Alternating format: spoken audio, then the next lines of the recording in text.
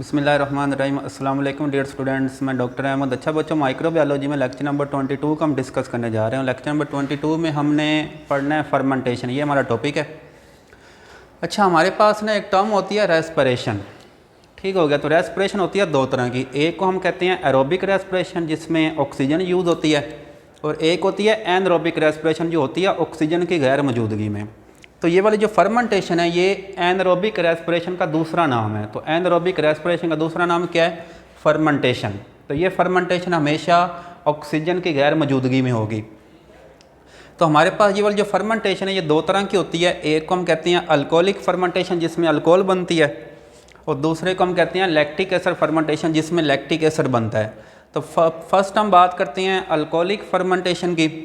तो अब देखें अल्कोहलिक फर्मेंटेशन कैसे होती है। हमारे पास ग्लूकोज होता है, और ये ग्लूकोज मिलता है हमें खाने से। हम जो फूड खा रहे हैं हमारी फूड से ग्लूकोज निकलता है, और ये ग्लूकोज हमारे ब्लड में जाता है। हमारा ब्लड क्या करता है, इस ग्लूकोज को तमाम बॉडी सेल तक पहुंचा देता है। जैसे ही ग्लूकोज हमारे बॉडी सेल में आता है, ठीक है, तो ग्लूकोज की क्या होती है, ग्लाइकोलाइसिस होती है, इसको तोड़ा जाता है। तो तोड़ने के रिजल्ट में इससे दो कंपाउंड बनते हैं जिसको हम कहते हैं पेरोविक एसिड। ठीक है, तो ग्लूकोज के टूटने से दो पेरोविक एसिड बनते हैं। तो ये देखें, ये हमारे पास पेरोविक एसिड का फार्मूला, इसमें कार्बन 3 होते हैं, हाइड्रोजन 4, ऑक्सीजन 3 होते हैं। तो ये हमारे पास पेरोविक एसिड है। क्योंकि यहाँ पे दो पेरोविक एसिड बने थे इसलिए हम यहाँ पे भी दो यूज़ कर रहे हैं। तो इस सिंपल आपने क्या करना है, पेरोविक एसिड की आपने क्या करवानी है, रिडक्शन करवानी है। रिडक्शन मतलब ये कोएंजाइम है जिसको हम कहते हैं NADH2। तो यहाँ से आपने हाइड्रोजन रिमूव करने और ये NAD में कन्वर्ट हो जाएगा। तो ये वाले जो हाइड्रोजन है ये इसमें ऐड हो जाएंगे, और ये आगे क्या बन जाएंगे, ये इथाइल अल्कोहल में कन्वर्ट हो जाएंगे, और साथ यहाँ पे कार्बन डाइऑक्साइड रिलीज़ होगी। तो ये वाला जो रिएक्शन है इसको हम कहते हैं अल्कोहलिक फर्मेंटेशन। इसमें पेरोविक एसिड से आगे इथाइल अल्कोहल बन रही है, और ये रिएक्शन किसके अंदर हो रहा है, यीस्ट, ये जो एक फंजाई है इसके अंदर ये रिएक्शन हो रहा है। अच्छा, दूसरी इसकी जो टाइप है जिसको हम कहते हैं लैक्टिक एसिड फर्मेंटेशन। तो ये लैक्टिक एसिड फर्मेंटेशन हमारे अंदर, इंसानों के अंदर हो रहा है। तो यहाँ पे देखिए हमारे पास पेरोविक एसिड, सिंपल आपने इसकी रिडक्शन करवानी है। यहाँ से जो हाइड्रोजन निकलेगा इसमें आपने ऐड करवाना है, और ये आगे किस में कन्वर्ट हो जाएगा, लैक्टिक एसिड में कन्वर्ट हो जाएगा।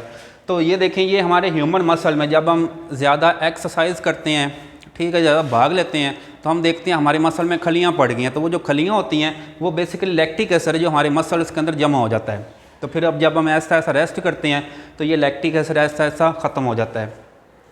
अच्छा, ये वाला जो फर्मेंटेशन है ये एक पूरा जो प्रोसेस है इसकी इंपॉर्टेंस क्या है, ये कहाँ कहाँ यूज़ हो रहा है। तो ये फर्मेंटेशन ज़्यादा यूज़ हो रही है हमारी फूड इंडस्ट्री में। तो हमारी फूड इंडस्ट्री में जितनी भी चीज़ें बन रही हैं, जितनी बेकरीज़ की चीज़ें हैं, ठीक है, तो ये सारी फूड ये फर्मेंटेशन के ज़रिए बन रही हैं। अब देखें कौन सी चीज़ें, जिस तरह ये विनीगर जिसको हम सिरका कहते हैं, तो ये एक बैक्टीरिया होता है जिसको कहते हैं एसिटोबैक्टर स्पीशीज़। तो ये बैक्टीरिया फर्मेंटेशन करते हैं जिसके रिजल्ट में ये विनीगर बनता है। और फिर देखें ये चीज़, ये जो पनीर होता है, ठीक है, तो ये भी फर्मेंटेशन के रिजल्ट में बन रहा है। ये पिकल, ये जो अचार होते हैं, या ये सौर क्राउट है, ठीक है, तो ये भी एक चार की किस्म है, ये बंद गोभी से बनाया जाता है। तो ये भी सारी चीज़ें फर्मेंटेशन से बन रही हैं। जिस तरह ये सॉसाज आप कह सकते हैं, ये भी एक किस्म का ये मीट की डिश होती है, ठीक है। तो ये सारी चीज़ें किससे बन रही हैं, फर्मेंटेशन के रिजल्ट में बन रही है। अच्छा, एंड पे ये वाली जो फर्मेंटेशन हो रही है, ठीक हो गया, तो ये हमारे पास ना कुछ मेजर ग्रुप्स हैं जो एज अ फर्मेंटर यूज़ हो रहे हैं, मतलब जो फर्मेंटेशन करवाते हैं।